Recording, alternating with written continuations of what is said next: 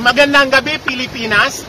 Currently, nandito ako sa Jolo Port, Port of Jolo, sa Sulu. At chinek ko kung okay ba yung panahon. Dito sa port area mismo, yung mga maliliit na lancha na mga cargo's boat ay wala na po sa Port of Jolo ngayon.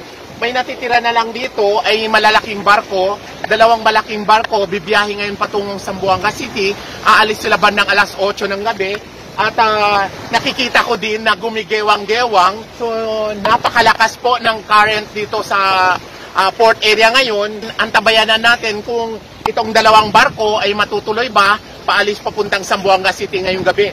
Pero hindi natin alam kung sa kalagitnaan ng dagat after leaving Jolo Port, kung ay malakas pa din ba ang hampas ng alon dun sa karagatan. Pero dito sa Port of Jolo ay talagang malakas talaga yung hampas ng alon. So, antabayanan natin kung ano ang lagay ng barko, kung tutuloy ba sila ngayon. So mag-standby tayo mamaya hanggang alas 8 ng gabi. Antabayanan po ang latest update natin sa weather update dito sa Jolo.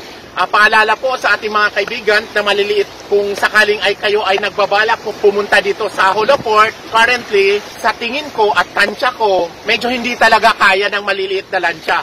Kailangan talaga yung malalaking barko. So napakalakas po ng current ng wave dito sa Jolo Port.